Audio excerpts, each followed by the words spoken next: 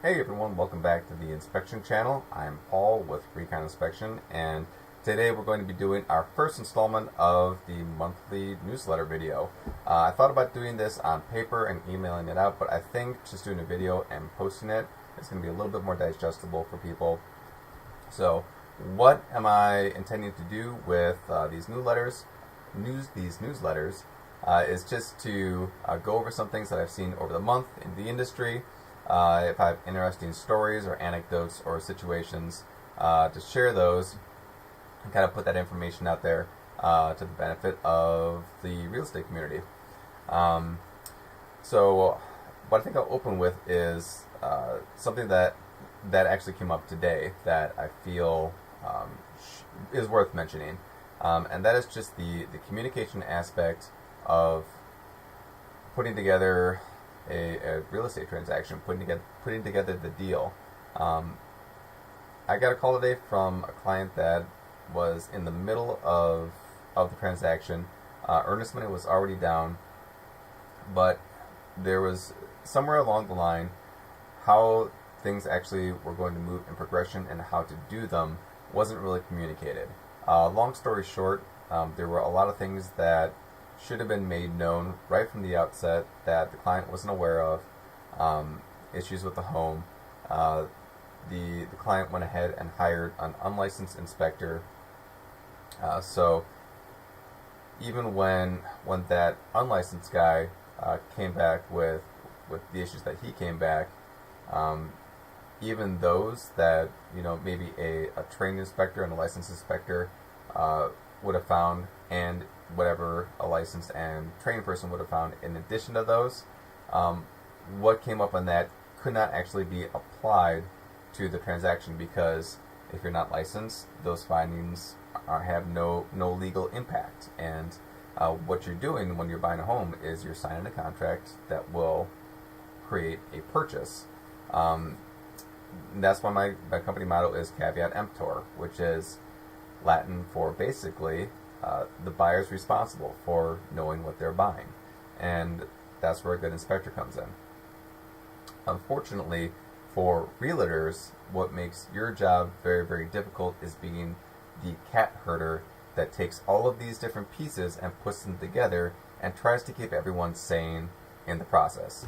And it can be really, really difficult, and many times it's just out of your control. Whether it's personalities that come into play, whether it's unforeseen things on the other side that come into play. A lot of things can go wrong, and I really do feel for some of my realtor colleagues out there when things just don't go as they should, and they have to take the brunt of something that wasn't their fault. But the best way to get around that is to just communicate. Try to front load the client with the information as far as how a deal is supposed to progress and all the steps, and what is the responsibility of the home inspector, what's the responsibility of the realtor, what's the responsibility of the appraiser, of the loan originator. How should everything work, so that they kind of have the mechanics in their mind, and if something comes up with one of those steps, if there's a problem, then they can focus on that in isolation instead of seeing the whole thing as kind of blown up. So that's just kind of my message for today. It seems kind of obvious, but it's also forgotten a lot. I talk to a lot of folks who kind of don't really understand what's going on along the way. And once again, there's limited control in that. You can tell someone once, twice, 3 times, 1,000 times, and it might not sink in. But getting as much front-loaded and expectations set as possible, as soon as possible, so that things are transparent and honest, is the best way to go. The other thing I wanted to touch on was, from the viewpoint of an inspector, what an inspection is. There's often some misconceptions out there that an inspection can be used as some form of leverage or a negotiating chip. Really, what an inspection is for is to illuminate the status of the property. What is actually going on there, and that should be it. An inspection should be the basis of an honest conversation, and that's how I feel. Things are done properly, so that everyone feels like they got a fair shake, and everyone saw the road ahead. Is the best way to go. So with that, with my rant, I'm just going to go over just a few points from last month. This will include some photos, and these have all been sanitized, so there's no context as far as client information or where these were taken or the location or anything like that. So let's switch up to our photos, and a portion of this is going to be on roofs. So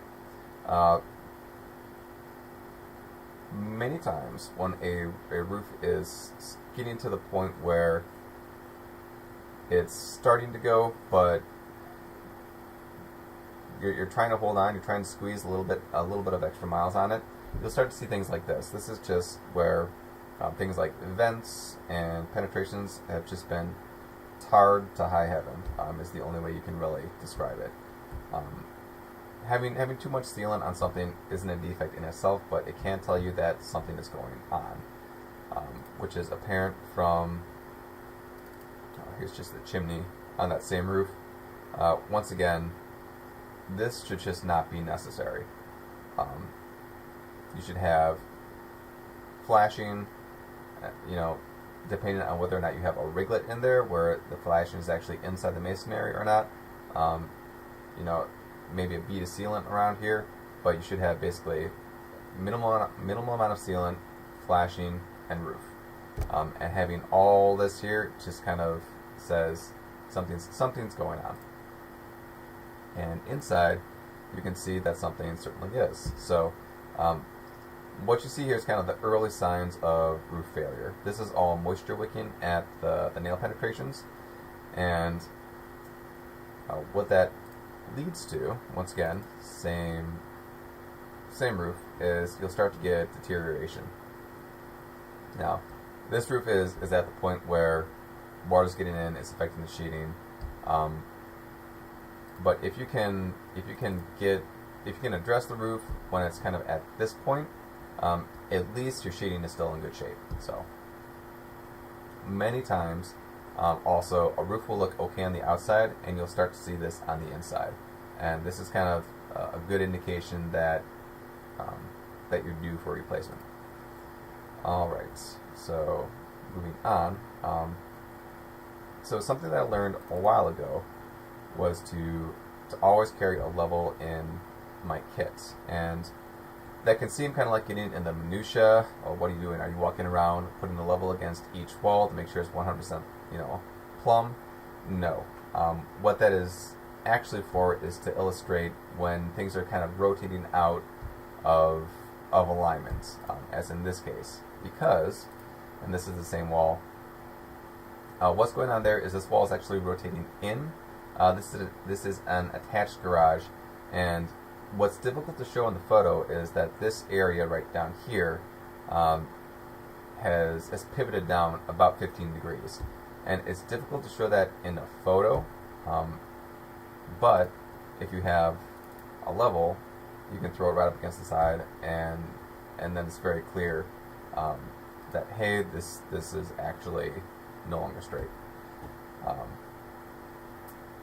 And so I think we're starting to get on 10 minutes. So I'll go to my last bit.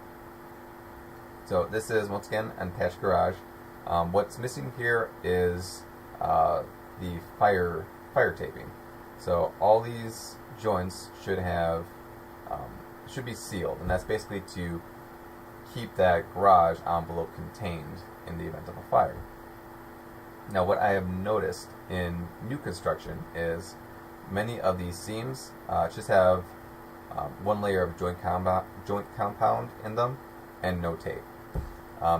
And it appears that builders are being allowed to do that.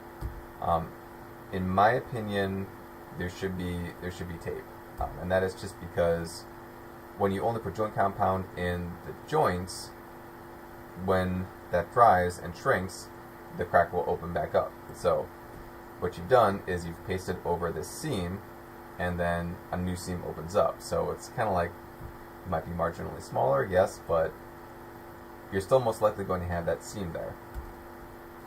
Now, as far as the language in the construction standards and what is passing that building inspection, it can be difficult to make the argument that the standard that a builder is being held to is incorrect, especially if they're a large builder and they have hundreds of homes under their belt that are being done this way. My recommendation is always to do it what I feel is the correct standard, and that is to just, really, is it that difficult to just spend an extra $25? I mean, to tape all the seams in the garage. You have the drywall guy there already. I mean, are you really gonna put in the effort to squeeze that much, that extra nickel out of the construction? Doesn't really seem justified to me, but it is out there. So what I'm going to do is I'm going to close up the video with that. I hope you've found this useful. If you have any comments, please let me know, and I will see you on the next one. Thanks a lot.